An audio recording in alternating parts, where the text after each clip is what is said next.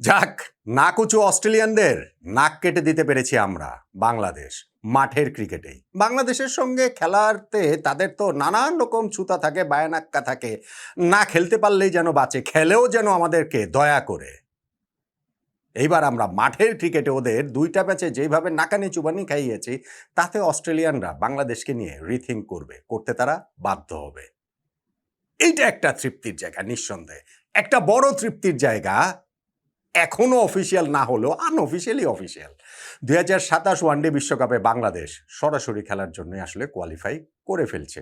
ওইটা নিয়ে এখন আর খুব একটা সংশয় নেই। এবং মেহেদী হাসান মিরাজের এই বাংলাদেশ 2026-এর বাংলাদেশ ক্লাস অফ 2026 কিভাবে 2015 সেই বাংলাদেশ মাশরাফি বিন মুর্তজার বাংলাদেশ ক্লাস অফ 2015-কে মনে করাচ্ছে। আগে একটা ভিডিওতে আলোচনা করেছিলাম, এখানে আমি আপনাদেরকে আরো পরিসংখ্যান দিয়ে বিস্তারিতভাবে সেইটা বুঝিয়ে দিচ্ছি।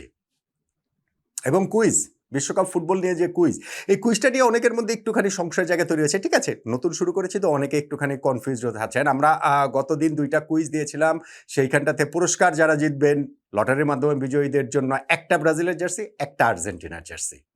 এবং হিসাবটা হচ্ছে গিয়ে সিম্পল, একটা প্রশ্ন দিব, আমি এই ভিডিওতেও একটা প্রশ্ন দিব, সেই প্রশ্নের উত্তরটা আপনি দিবেন, কমেন্টস করে আপনি দিবেন, এবং সেই কমেন্টসের শুরুতে হচ্ছে গিয়ে প্রশ্নের উত্তরটা দিবেন, তারপরে আপনার নাম এবং কোন জেলা থেকে সেটা দিবেন, এবং তারপরে গিয়ে আপনার ফেসবুক আইডিটা দিবেন। কেউ চাইলে ফোন নাম্বারও দিতে পারেন, মানে সরাসরি যোগাযোগের জন্য ফেসবুক আইডি ধরেও আমরা আসলে যোগাযোগ করবো। এইটা একেবারে আলাদা করে যদি আপনারা এই সিরিয়ালে না দেন, তাহলে কিন্তু সেটা উত্তর সঠিক হলেও পুরস্কারের জন্য বিবেচিত হবেন না। আজকের এই ভিডিওতেও আপনাদের জন্য একটা কুইজ রয়েছে, আর ব্রাজিল আর্জেন্টিনার ম্যাচ যেদিন থাকবে সেই দিন এই পুরস্কারের সংখ্যাটা বেড়ে যাবে, বেশি হয়ে যাবে। কুইজটা আপনি শুনবেন, উত্তরটা দিবেন, এবং বাংলাদেশ ক্রিকেটের এই যে সময়টা নিয়ে আলোচনাটা করছিলাম, এই যে কথাগুলো বলছিলাম, সেগুলো নিয়ে একটু বিস্তারিত আলোচনা করতে চাই।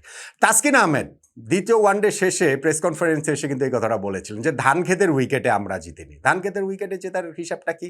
আমরা একটা আন্ডার প্রিপেয়ার্ড উইকেট করতাম, যেইখানটাতে হচ্ছে গিয়ে ব্যাটিং খুবই কঠিন হয়ে যায়, যেইটা আসলে ঠিক ক্রিকেট বলে মনে হয় না।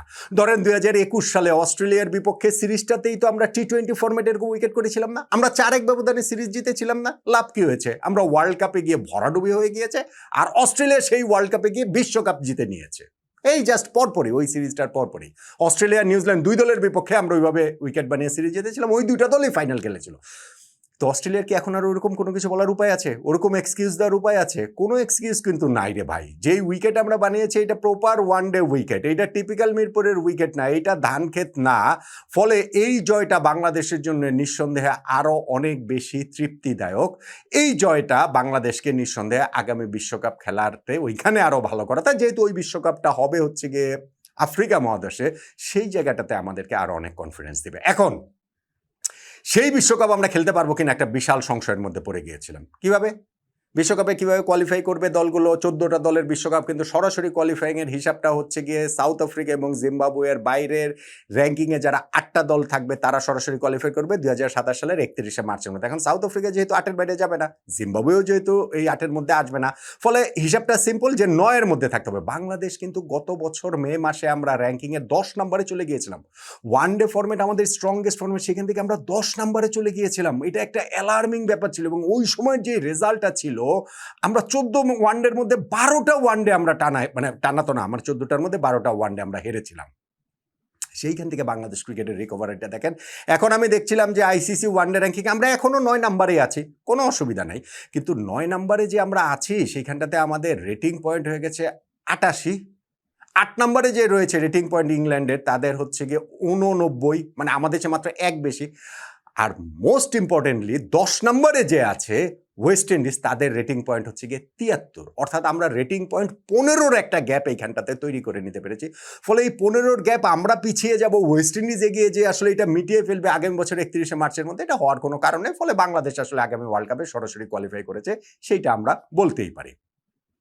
এখন মিরাজের এই দলকে মাশরাফির ওই দলের সঙ্গে আমি কেন তুলনা করছি, কেন আমি সেটা বলছি, অনেকগুলো জায়গায় কিন্তু এইখানটাতে মিল রয়েছে। ধরেন 2014 সালটা কিন্তু বাংলাদেশ ক্রিকেটের জন্য একটা দুঃস্বপ্নের বছর ছিল। আমরা যেহেতু ওয়ানডে ফরম্যাটটা নিয়ে শুধু কথা বলছি, সেইটাও যদি দেখি, সেই সময় আমরা বছরের প্রথম অংশে যেই 12টা ওয়ানডে ম্যাচ খেলেছি, আমরা 12টাতেই হেরেছিলাম।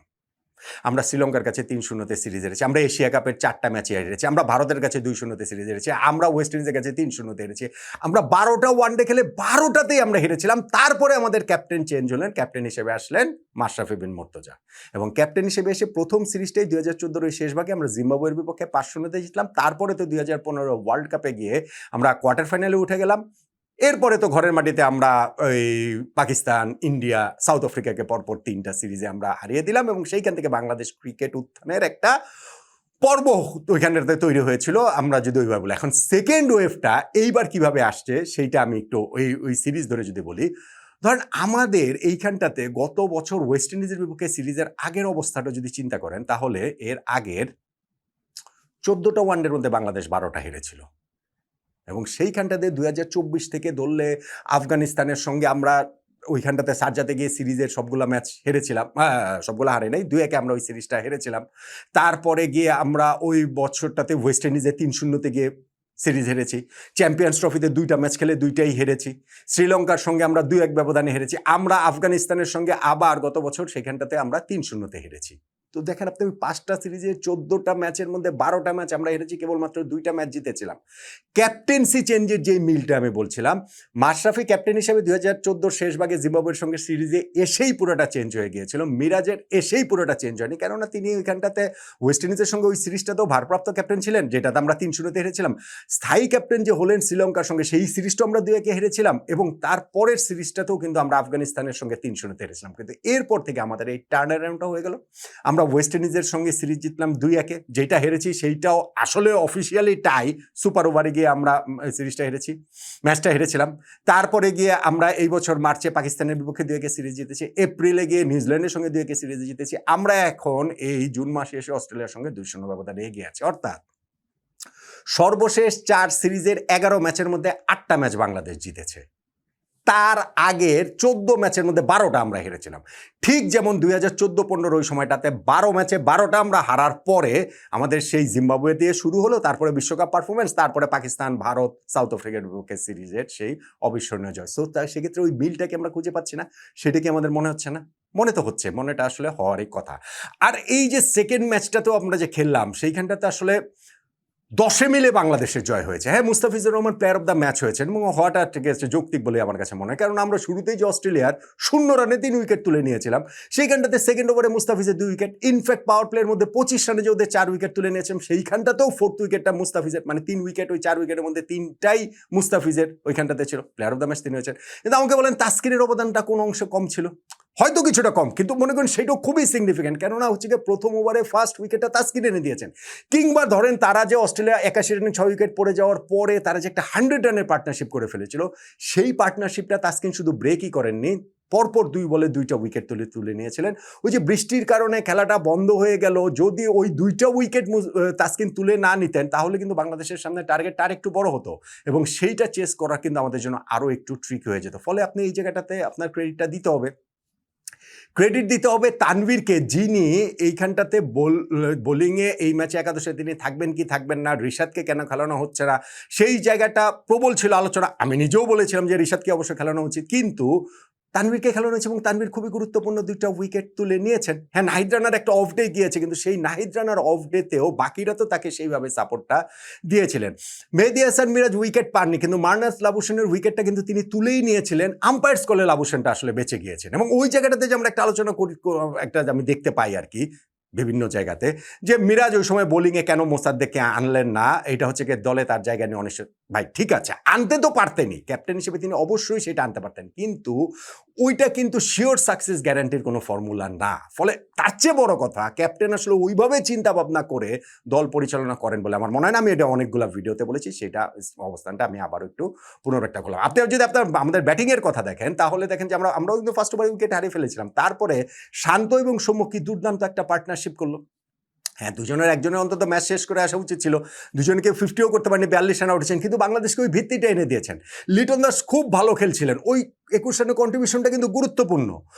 আপনি মোসাদ্দেক সৈকতে ওই যে 14-15 রান করেছেন, খুবই গুরুত্বপূর্ণ, এবং তিনি দলের জন্য খেলেছেন, নিজের জন্য খেলেনি, গুরুত্বপূর্ণ, খুবই গুরুত্বপূর্ণ। তাওহিদ হৃদয়ের ব্যাটিংটা যিনি মেহেদী হাসান মিরাজ পাউন্সার খাওয়ার পরও মাঠ ছেড়ে বেরিয়ে যাননি, বমি করার পরও খেলে গেছেন এবং তাদের যে ওই পার্টনারশিপটা, তখন আমাদের 48 রান লাগে 5 উইকেট পড়ে যাওয়ার পরে, ট্রিকি ছিল কিন্তু, এবং সেইটা কিন্তু তারা পার করে দিয়েছেন। ফলে অনেক কন্ট্রিবিউশন কিন্তু বাংলাদেশ যে এই ম্যাচটা জিতেছে সেখানটাতে অনেক কন্ট্রিবিউশন, এবং সেইটাই আসলে সাইন করে যে একটা দল হয়ে ওঠার। এবং আমি যেটা বলছিলাম যে যেহেতু আমরা ধানক্ষেতের উইকেট বানিয়ে এই সিরিজটা জিতিনি, যেহেতু আমাদের এইখানটাতে 2027 বিশ্বকাপ খেলার পরটা আমাদের এখন অনেক বেশি ক্লিয়ার হয়ে গিয়েছে, এবং যেহেতু এইখানটাতে অস্ট্রেলিয়ানদের আর খুব একটা কিছু বলার নেই যে বাংলাদেশের সঙ্গে সিরিজ টিরিজ খেলা, তাদের নাক উঁচা স্বভাবের নাক কেটে দিতে আমরা আসলে পেরেছি, এবং দল হিসাবে যখন আমরা এত ভালো খেলছি তখন কিন্তু 2014-15 সেই স্মৃতিটা আসলেই ফেরত আসে। বাংলাদেশ ক্রিকেটে, ওয়ান ডে ক্রিকেটে সেকেন্ড আর একটা ওয়েভ, উত্থানের আরও একটা জোয়ার কি সেখানটাতে আসছে কিনা, ওই আশাবাদটা তো আমরা